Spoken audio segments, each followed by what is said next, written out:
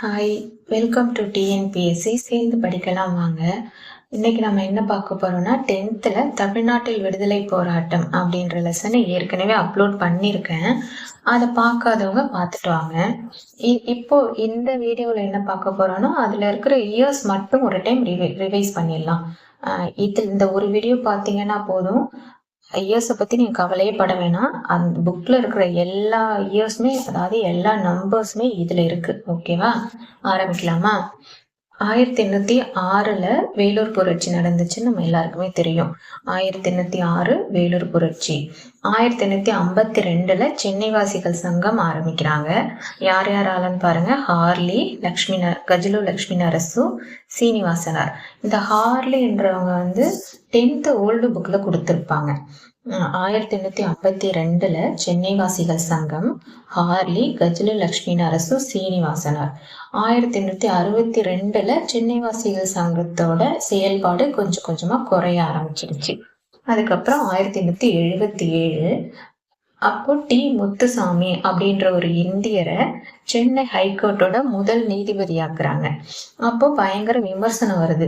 ஒரு இந்தியர் எப்படி எங்களுக்கு நியாயம் சொல்லலாம் அப்படின்னு சொல்லிட்டு நிறைய பத்திரிகைகள் விமர்சனம் பண்றாங்க. அப்ப பார்த்தா என்ன இவ்வளவு விமர்சனங்கள் வருது அப்படின்னு பார்த்தாங்கன்னா, ஐரோப்பியர்களோட பத்திரிகைகள் தான் அங்க இருந்தது எல்லாமே.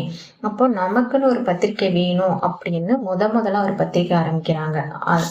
அடுத்த வருஷமே 1878 தி ஹிந்து, ஜி சுப்பிரமணியம், எம் வீரராகவாச்சாரி மற்றும் அவர்களோடு சேர்ந்த 4 நண்பர்கள் சேர்ந்து ஆரம்பிக்கிறாங்க. 1877 டி முத்துசாமி சென்னை ஹைகோர்ட்டோட ஃபர்ஸ்ட் நீதிபதி ஆகுறாரு. அடுத்த வருஷம் 1878 தி ஹிந்து, ஜி சுப்பிரமணியம், எம் வீரராகவாச்சாரி மற்றும் 4 நண்பர்கள் சேர்ந்து ஆரம்பிக்கிறாங்க. 1891 சுதேசமித்திரன் பத்திரிகை ஆரம்பிக்கிறாங்க. யாரால? ஜி சுப்பிரமணியம். அதே பத்திரிகைய நாளிதழா மாத்துறாங்க. அது எப்போ? 1899 நாளிதழாக மாறியது. அப்புறம் பாருங்க, 1884 மே 16ஆம் தேதி 1884 மே 16 சென்னை மகாஜன சபை ஆரம்பிக்கிறாங்க. யார் யாரு? M Veeraraghavachari, P Anandacharlu, P Rangaiah. இதுல பி ஆனந்தச்சார்லு செயலாளரா இருப்பாரு, பி ரங்கையா தலைவரா இருக்காரு. 1884 மே 16 சென்னை மகாஜன சபை. யார் யார் ஆரம்பிக்கிறாங்க? M Veeraraghavachari, P Anandacharlu, P Rangaiah. P Anandacharlu செயலாளர், பி ரங்கையா தலைவர். அதுக்கப்புறம் அடுத்த வருஷம் பாருங்க, 1885 இந்திய தேசிய காங்கிரஸ் ஆரம்பிக்கிறாங்க. 1884 டிசம்பர்ல பிரம்மஞான சபை கூட்டம் ஒன்று நடக்குது. இதுலதான் இந்திய தேசிய காங்கிரஸ் ஆரம்பிக்கலாம் அப்படின்றதுக்கான ஒரு கூட்டமா இது அமைஞ்சிருச்சு. அதுல யார் யார் கலந்துக்கிறாங்க? தாதாபாய் நௌரோஜி, KT தெலாங், சுரேந்திரநாத் பானர்ஜி. தமிழ்நாட்டிலிருந்து P Rangaiah, G Subramaniam, P Anandacharlu. பாருங்க, 1884 டிசம்பர் மாசம் பிரம்மஞான சபை கூட்டம் ஒண்ணு நடைபெறுது. அதுல யார் யார் கலந்துக்கிட்டாங்க? தாதாபாய் நௌரோஜி, KT தெலாங், சுரேந்திரநாத் பானர்ஜி. தமிழ்நாட்டிலிருந்து P Rangaiah, G Subramaniam, P Anandacharlu. அதுக்கப்புறம் 1885 காங்கிரஸோட முதல் கூட்டம் பம்பாயில நடைபெறுது. 72 பேர் கலந்துக்கிட்டாங்க. அதுல 22 பேர் சென்னையை சேர்ந்தவங்க. 1885 காங்கிரஸோட முதல் கூட்டம் பம்பாயில 72 பேர் கலந்துக்கிட்டாங்க. அதுல 22 பேர் சென்னை சேர்ந்தவங்க. அதுக்கு அடுத்த வருஷம் 1886 காங்கிரஸோட 2வது கூட்டம் கல்கத்தால நடைபெறுது. அதுக்கு அடுத்த வருஷம் 1887 3வது கூட்டம் சென்னையில நடைபெறுது. அதுல மொத்தம் 607 பேர் கலந்துக்கிட்டாங்க. 607 பேர்ல 362 பேர் சென்னை சேர்ந்தவங்க. பாதிக்கும் மேல பாருங்க, 607 பேரு, அதுல 362 பேர் சென்னையை சேர்ந்தவங்க. 1885 காங்கிரஸ் முதல் கூட்டம், 86 2வது கூட்டம், 1887 3வது கூட்டம், 1905 வங்கப் பிரிவினை. 1910 அரவிந்த் கோஷ், VV சுப்பிரமணியனார் வருகைக்கு பின் பாண்டிச்சேரியில் புரட்சிகர நடவடிக்கைகள் தீவிரமாயின. அதாவது பாண்டிச்சேரியில தான் இந்த தேசியத்துக்காக போராடினவங்களுக்கு பயிற்சிகள் நடந்துச்சு பாண்டிச்சேரியில. அங்க போய் தான் நிறைய பேர் பயிற்சிகள் எடுத்துக்கிட்டாங்க. அதுல அரவிந்த கோஷும் வி சுப்பிரமணியனாரும் எப்போ போறாங்க, 1910ல அரவிந்த கோஷும் வி சுப்பிரமணியனாரும் பாண்டிச்சேரி போறாங்க. அவங்க போனதுக்கு அப்புறம் தான் புரட்சிகர நடவடிக்கைகள் ரொம்ப அதிகமா ஆரம்பிச்சது அப்படின்றாங்க. 1904ல நீலகண்ட பிரம்மச்சாரி பாரத மாதா சங்கம் அப்படின்ற ஒரு சங்கத்தை ஆரம்பிக்கிறாரு. 1904ல நீலகண்ட பிரம்மச்சாரி பாரத மாதா சங்கத்தை ஆரம்பிக்கிறாரு. அதுக்கப்புறம் 1911 ஜூன் 17ல வாஞ்சிநாதன் ஆஷை சுட்டு கொலை பண்றாரு. எப்போ? 1911 ஜூன் 17ல வாஞ்சிநாதன் ஆஷை சுட்டு கொலை செய்யறாரு. 1916ல தன்னாட்சி இயக்கம் யாரால் ஆரம்பிக்கப்பட்டது? தன்னாட்சி இயக்கம் அன்னி பெசன்ட். இவங்களுக்கு யார் யார் சப்போர்ட்டா இருந்தாங்கன்னா GS Arundale, BP Wadia, CP Ramaswamy. 1916 தன்னாட்சி இயக்கம் அன்னி பெசன்ட். அவங்களுக்கு யாரு உறுதுணையா இருந்ததுன்னு பாத்தீங்கன்னா GS Arundale, BP Wadia, CP Ramaswamy. 1910ல பத்திரிகை சட்டம் ஒன்று நிறைவேற்றினாங்க. 1910ல பத்திரிகை சட்டம் அன்னி பெசன்ட் வச்சிருந்தாங்க இல்லையா 2 பத்திரிகைகள். அதுல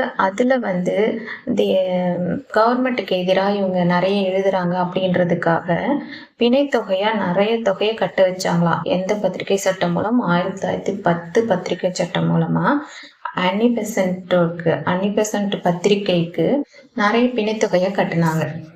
1917ல காங்கிரஸ் மாநாடு ஒன்று நடைபெற்றுச்சு. அதுக்கு அன்னி பெசன்ட் தலைமையேற்று நடத்தினாங்க. எந்த ஆண்டுன்னு பாருங்க, 1917ல காங்கிரஸ் மாநாட்டுல 1917 காங்கிரஸ் மாநாட்டுல அன்னி பெசன்ட் தலைமையேற்று நடத்தினாங்க. 1912 சென்னை திராவிடர் கழகம் ஆரம்பிக்கிறாங்க. யாரால? சி நடேசனார் செயலாளரா இருந்தாரு. சென்னை திராவிடர் கழகம் எப்போ? 1912 சி நடேசனாரால. அதுக்கப்புறம் பாருங்க 1916 ஜூன் மாசம் திராவிடர் சங்க தங்கும் விடுதி ஆரம்பிக்கிறாங்க. 1916 ஜூன் மாசம் திராவிடர் சங்க தங்கும் விடுதி ஆரம்பிக்கிறாங்க. அதான் பிராமணர்கள் அல்லாதவர்களுக்காக ஒரு தங்கும் விடுதி ஆரம்பிக்கிறாங்க. 1916 ஜூன் மாசம். 1916 நவம்பர் 20ஆம் நாள் P Thyagarayar, T M. Nair, C நடேசனாரால தென்னிந்திய நல உரிமை சங்கம் அதாவது செல்ஃப் ஆரம்பிக்கிறாங்க. சவுத் இந்தியன் லிபரல் ஃபெடரேஷன் அப்படின்ற ஒரு சங்கத்தை ஆரம்பிக்கிறாங்க. 1916 நவம்பர் 20 P Thyagarayar, T M. Nair, C Natesanar இவங்களால தென்னிந்திய நல உரிமை சங்கம் ஆரம்பிக்கப்படுது. இந்த செல்ஃப் சங்கம் தான் கொஞ்ச நாள்ல நீதி கட்சியா உருவெடுக்கும். அதை பார்ப்போம். நெக்ஸ்ட் பாருங்க. 1920ல தேர்தல் நடைபெறுது. அதுல காங்கிரஸ் போட்டி, அதாவது தேர்தல்ல அவங்க கலந்துக்கல. அதனால நீதி கட்சி கலந்துக்கிட்டாங்க. அதுல 98 சீட்ல 63 சீட் வெற்றி பெற்று ஏ சுப்புராயலு அப்படின்றவர் சிஎம் ஆகுறாரு. அதுக்கப்புறம் 1923ல பனகல் அரசர் சிஎம் ஆகுறாரு. அதே நீதி கட்சியில நின்று பனகல் அரசர் சிஎம் ஆகுறாரு. 1919ல ரவுலட் சட்டம்.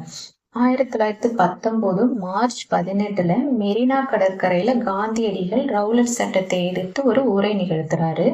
1919 ஏப்ரல் 6ல இந்த கருப்பு சட்டம் அதாவது ரவுலட் சட்டத்தை எதிர்த்து கடையடைப்பு வேலை நிறுத்தம்லாம் நடைபெறுது. எப்போன்னு பாருங்க, 1919 ஏப்ரல் 6ஆம் தேதி. அதுக்கப்புறம் 1918ல மதுரை தொழிலாளர் சங்கம் ஆரம்பிக்கிறாங்க. 1918ல மதுரை தொழிலாளர் சங்கம். 1920 ஏப்ரல் 17ல கிலாஃபத் இயக்கம் ஆரம்பிக்கிறாங்க. அதாவது மௌலானா சௌகத் அலி தலைமையில 1920 ஏப்ரல் 17ஆம் தேதி கிலாஃபத் இயக்கம் ஆரம்பிக்கிறாங்க. ஏப்ரல் 17 தான் கிலாஃபத் நாளா கொண்டாடுறாங்க. அன்னைக்கு யாரோட தலைமையில? மௌலானா சௌகத் அலி. அதுக்கப்புறம் 1921 நவம்பர் மாதம் சட்ட மறுப்பு இயக்கத்தை தொடங்குறதுக்காக முடிவு பண்றாங்க. முடிவு பண்ண உடனே ராஜாஜி, சுப்பிரமணிய சாஸ்திரி, ஈவேரா, அதாவது பெரியார், இவங்கெல்லாம் கைது செஞ்சிடறாங்க. 1921 நவம்பர் மாதம் சட்ட மறுப்பு இயக்கத்தை தொடங்க முடிவு பண்றாங்க. ராஜாஜி, சுப்பிரமணிய சாஸ்திரி, பெரியார் இவங்கெல்லாம் கைது செஞ்சிடறாங்க.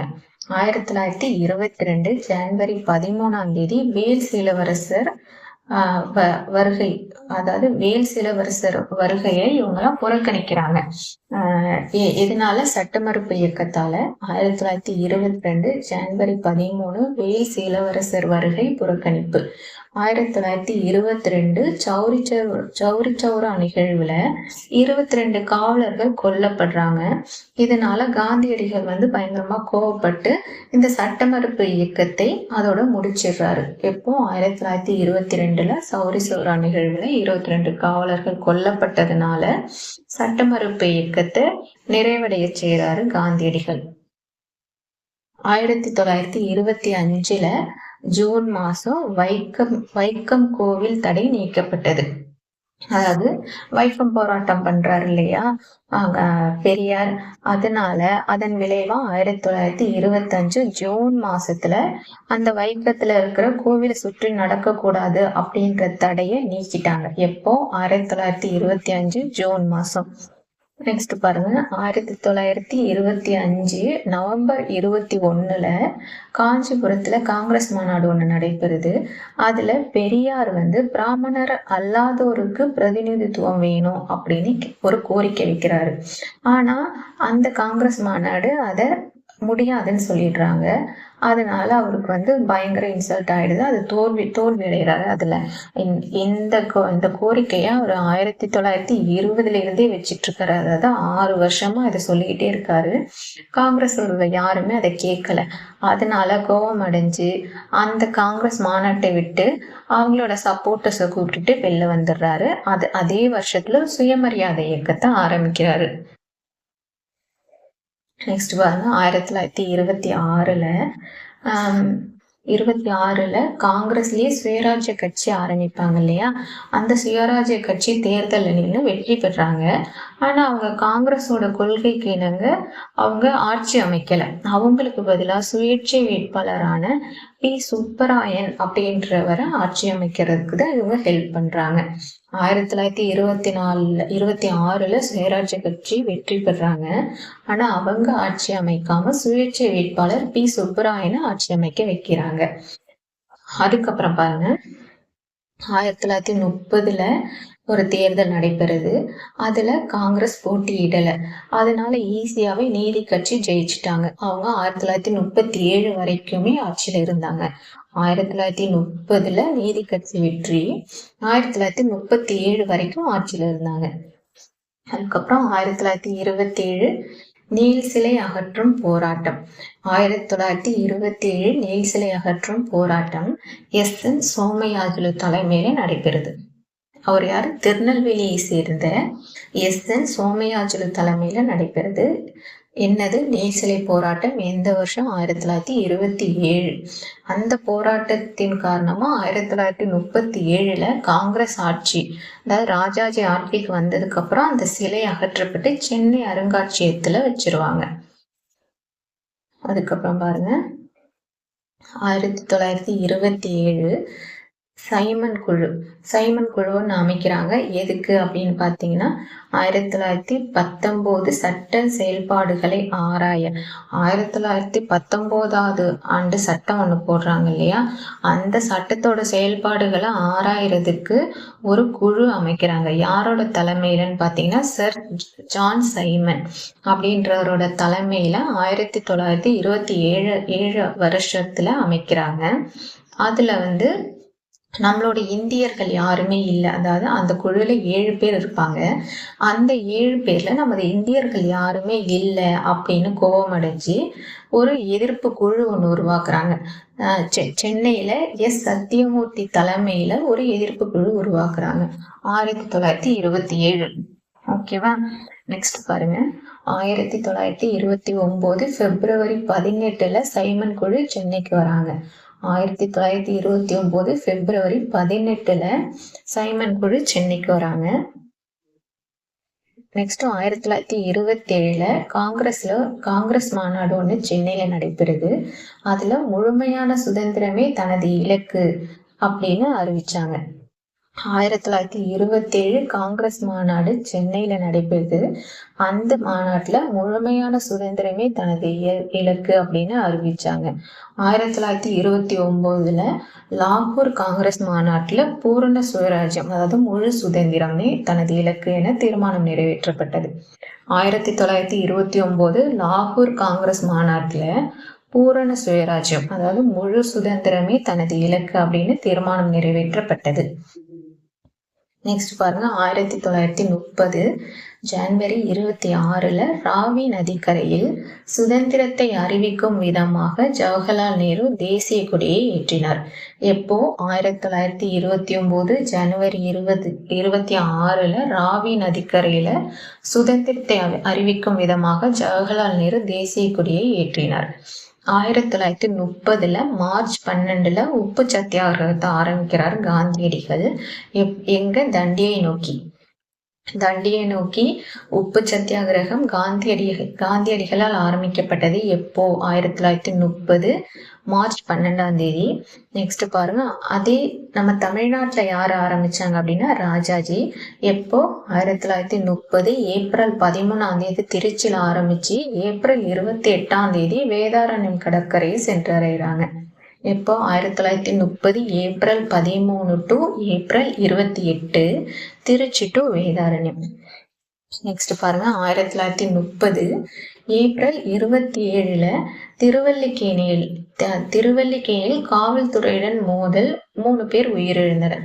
இது சும்மா நடுவுல புக்ல கொடுத்துருப்பாங்க, இதை பார்த்துக்கோங்க. 1930 ஏப்ரல் 27 திருவல்லிக்கேணியில் காவல்துறையுடன் மோதல் 3 பேர் உயிரிழந்தனர். 1932 ஜனவரி 26 ஆர்யா, அதாவது பாஷ்யம், புனித ஜார்ஜ் கோட்டையின் உச்சியில் தேசிய கொடியை ஏற்றினார். ஆர்யா என அறியப்படும் பாஷ்யம்னு கொடுத்திருப்பாங்க. 1932 ஜனவரி 26 ஆர்யா என அறியப்படும் பாஷ்யம் புனித ஜார்ஜ் கோட்டையின் உச்சியில் தேசிய கொடியை ஏற்றினார். இதே 1930 ஜவஹர்லால் நேரு ராவி நதிக்கரையில ஏற்றிருப்பாரு. இவரு 1932 ஜனவரி 26 அவர் ஏத்தினதுக்கு 2 வருஷம் கழிச்சு நம்ம ஆர்யா புனித ஜார்ஜ் கோட்டையின் உச்சியில் தேசிய கொடியை ஏற்றினார். அதுக்கப்புறம் பாருங்க, 1932 ஜனவரி 11 திருப்பூர் குமரன், அதாவது திருப்பூர்ல ஒரு போராட்டம் நடைபெறுது.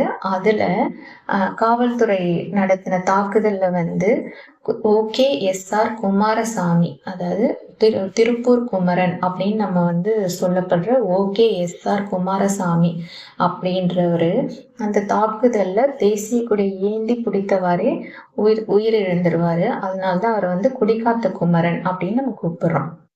சரியா? எப்போ? 1932 ஜனவரி 11 கொடிகாத்த குமரன். ஞாபகம் வச்சுக்கோங்க. OKSR குமாரசாமின்னு கொடுக்கறதுக்கும் வாய்ப்பு இருக்கு, இதையும் பார்த்துக்கோங்க. 1932 ஜனவரி 11. ஓகேவா?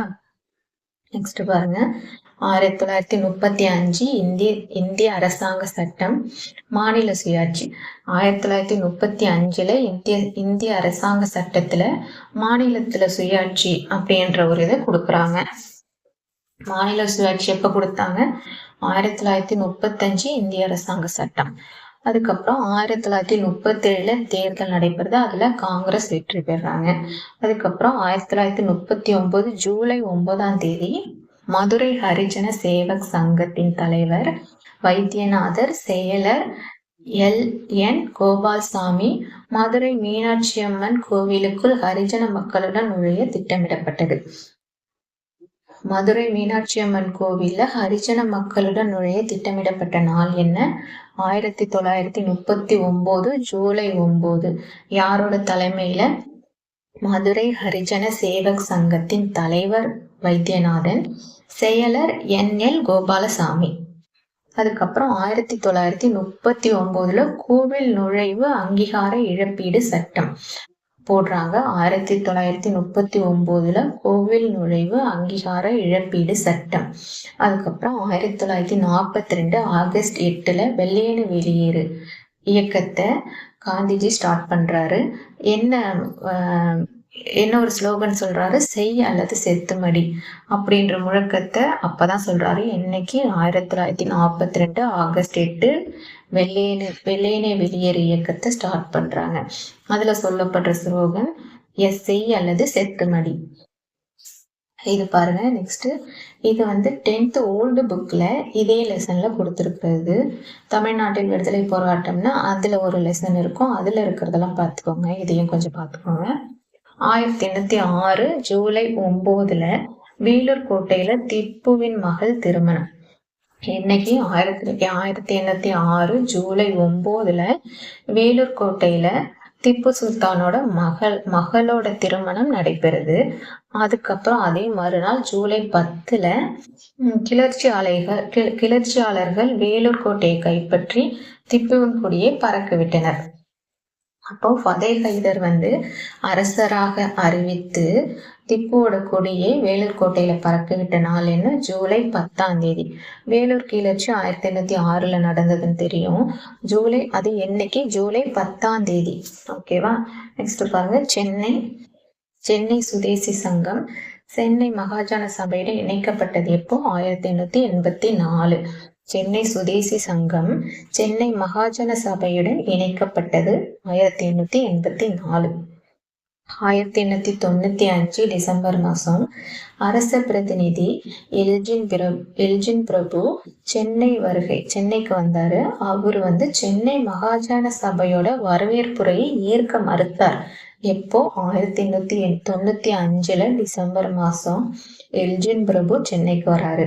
1895 டிசம்பர் மாதம் எல்ஜின் பிரபு சென்னைக்கு வராரு. அவருக்காக ஒரு வரவேற்புரை யாரு கொடுக்குறாங்க? சென்னை மகாஜன சபை. அந்த வரவேற்புரைய அவரு ஏற்க மறுத்துட்டாரு. அப்புறம் 1920 முதல் காங்கிரசுடன் இணைந்து செயல்பட்டது. எது? சென்னை சுதேசி சங்கம், சென்னை மகாஜன சபை. சென்னை மகாஜன சபை 1920 முதல் காங்கிரசுடன் இணைந்து செயல்பட்டது. நெக்ஸ்ட் பாருங்க. 1930 ஏப்ரல் 22 உப்பு சத்தியாகிரகத்தை சென்னையில ஜார்ஜ் டவுன், ஹைகோர்ட், யானைக்கவனி மற்றும் பீச்ல அதாவது சென்னை மகாஜன சபை தலைமையில உப்பு சத்தியாகிரகம் எங்கெல்லாம் நடைபெறுதுன்னு பாருங்க. சென்னை ஜார்ஜ் டவுன்ல, ஹைகோர்ட் பக்கத்துல, யானை கவுனி அப்படின்ற இடத்துல, அப்புறம் பீச்ல. இன்னைக்கு 1930 ஏப்ரல் 22 நடைபெறுது. இதை விசாரிக்கிறதுக்காக ஒரு 3 பேர் கொண்ட குழு யாரோட தலைமையில? TR ராமச்சந்திர ஐயர் தலைமையில ஒரு குழு போடுறாங்க. அதாவது 3 பேர் கொண்ட குழு. அதுல தலைமை யாரோட தலைமையில? TR ராமச்சந்திர ஐயர் தலைமையில போடுறாங்க. நெக்ஸ்ட் 1996 அக்டோபர் 24 காந்தி அவர்கள் சென்னை மகாஜன சபையில உரை நிகழ்த்துறாரு. இப்போ 1896 அக்டோபர் 24 1896 அக்டோபர் 24 காந்திஜி சென்னை மகாஜன சபையில உரை நிகழ்த்துறாரு. 1872 செப்டம்பர் 5வது நாள் வ.உ.சி பிறக்கிறாரு எங்க? ஒட்டம்பிடாரத்துல. 1872 செப்டம்பர் 5 வ.உ.சி பிறப்பு ஒட்டம்பிடாரத்துல. 1925 ஜூலை 23 வ.உ.சி காலமானார். இறப்பு 1872, மறைவு இப்போ 1925. 1872 செப்டம்பர் 5 வ.உ.சி பிறக்கிறாரு. இப்போ காலமாகிறாரு 1925 ஜூலை 23. நெக்ஸ்ட் பாருங்க. பாரதியார் பாருங்க. 1882 டிசம்பர் 11 பாரதியார் பிறக்கிறாரு. 1882 டிசம்பர் 11 எட்டயபுரத்துல பாரதியார் பிறக்கிறாரு. 1904 தமிழாசிரியராக பணியாற்றினார். தமிழ் டீச்சரா எப்ப இருக்காரு? 1904. அதுக்கப்புறம் 1907 சூரத் காங்கிரஸ் மாநாட்டுல கலந்துக்கிறாரு. வார பத்திரிகையான இந்தியாவின் ஆசிரியரானார்.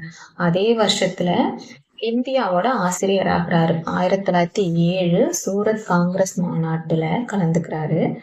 அதே வருஷத்துல வார பத்திரிகையான இந்தியாவின் ஆசிரியரானார். அதுக்கப்புறம் 1908 சென்னையில ஒரு கூட்டம் நடத்துறாரு. அன்னைக்கு சுயராஜ்ய நாளை கொண்டாடினார். எப்போ? 1908 சென்னையில ஒரு கூட்டத்தை நடத்தி சுயராஜ்ய நாளை கொண்டாடுறாரு. அதுக்கப்புறம் 1908 வஉசிக்கு எதிராக ஆங்கில அரசு தொடர்ந்த வழக்கில் ஆதரவாக சாட்சி சொல்றாரு. அதாவது வஉசிக்கு ஆதரவா 1908 சாட்சி சொல்றாரு. இவரோட பாரதியாரோட படைப்புகள் தேசியத்தை தூண்டும் விதமா இருக்கு அப்படின்றதுனால ஆங்கில அரசு இவரோட படைப்புகளுக்கு தடை விதிக்கிறாங்க. எப்போ? 1909. 1908 சாட்சி சொல்றாரு. 1909 இவரோட படைப்புகளுக்கு தடை விதிக்கிறாங்க. அதுக்கப்புறம் 1918 நவம்பர்ல பாரதியார் கடலூருக்கு வராரு. அப்போ இவரை கைது செஞ்சிடறாங்க. 1918 நவம்பர்ல பாரதியார் கடலூருக்கு வரப்ப இவரை கைது செஞ்சிடறாங்க. எப்ப காலமாகறாருன்னு பாருங்க. 1921 செப்டம்பர் 11. 1921 செப்டம்பர் 11 மறைஞ்சிடுறாரு. இப்போ பிறக்கிறாரு. 1882 டிசம்பர் 11 பிறந்து 1921 செப்டம்பர் 11 காலமாகிறாரு. நெக்ஸ்ட் பாருங்க. 1930 ராஜாஜி சத்தியமூர்த்தியை காங்கிரஸ் தமிழ்நாட்டு பிரிவின் தலைவர் ஆக்கினார். ராஜாஜி சத்தியமூர்த்தியை காங்கிரஸ் தமிழ்நாட்டு பிரிவின் தலைவராக்கினார். எப்போ? 1930. 1939 சத்தியமூர்த்தி சென்னை மேயரா இருந்திருக்காரு. 1939 சத்தியமூர்த்தி சென்னை மேயரா இருந்திருக்காரு. அதுக்கப்புறம் 1887 ஆகஸ்ட் 19 அதாவது சத்தியமூர்த்தி எப்ப பிறக்கிறாரு? சத்தியமூர்த்தியில ராஜாஜி எப்ப பிறக்கிறாருன்னு பாருங்க. 1887 ஆகஸ்ட் 19 சென்னை திருமயத்துல பிறக்கிறாரு. ராஜாஜி இல்ல, சத்தியமூர்த்தி தான், மாத்தி சொல்லிட்டேன்.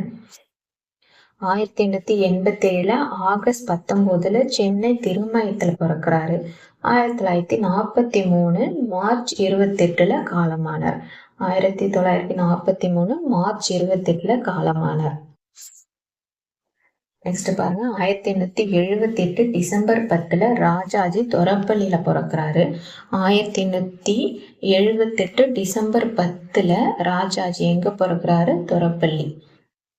அவரு 1906 காங்கிரஸ் மாநாட்டுல கலந்துக்கிறாரு. கல்கத்தா காங்கிரஸ் மாநாட்டில் கலந்து கொண்டார் 1906. அடுத்த வருஷம் 1907 சூரத் காங்கிரஸ் மாநாட்டுல கலந்துக்கிறாரு. 1906 காங்கிரஸ் மாநாடு எங்க நடந்துச்சு? கல்கத்தாவில். அதுக்கு அடுத்த வருஷம் சூரத்ல. 1955 பாரத ரத்னா விருது வாங்குறாரு. யாரு? ராஜாஜி. 1955 பாரத ரத்னா விருது. 1972 டிசம்பர் 25 காலமாகிறாரு. 1972 டிசம்பர் 25 காலமானார். இன்னும் கொஞ்சம் தான் இருக்கு, முடிச்சிடலாம். 1903 ஜூலை 15 காமராஜர் விருதுப்பட்டியில பிறக்கிறாரு. 1923 ஜூலை 15 காமராஜர் விருதுப்பட்டியில் பிறப்பு. 1929 காங்கிரஸ் கட்சியோட முழுநேர உறுப்பினரானார். எப்போ? 1929 காங்கிரஸ் கட்சியோட முழுநேர உறுப்பினர் ஆகிறாரு காமராஜர். 1930 உப்பு சத்தியாகிரகத்துல ராஜாஜியோட கலந்துக்கிறாரு. அதுக்கப்புறம் 1940 சத்தியாகிரக போராட்ட திட்டங்களுக்கு அனுமதி பெற காந்தி கிட்ட அனுமதி பெறதுக்காக வார்தா போறாரு காந்திய பாக்குறதுக்கு. அப்போ கைது பண்ணி வேலூர் சிறையில வச்சிடறாங்க. எப்போ? 1940 சத்தியாகிரக போராட்ட திட்டங்களுக்கு அனுமதி பெற காந்திஜியை பார்க்கறதுக்கு வார்தா போயிட்டு இருக்காரு. அப்போ கைது பண்ணி வேலூர் சிறையில அடைச்சிடுறாங்க.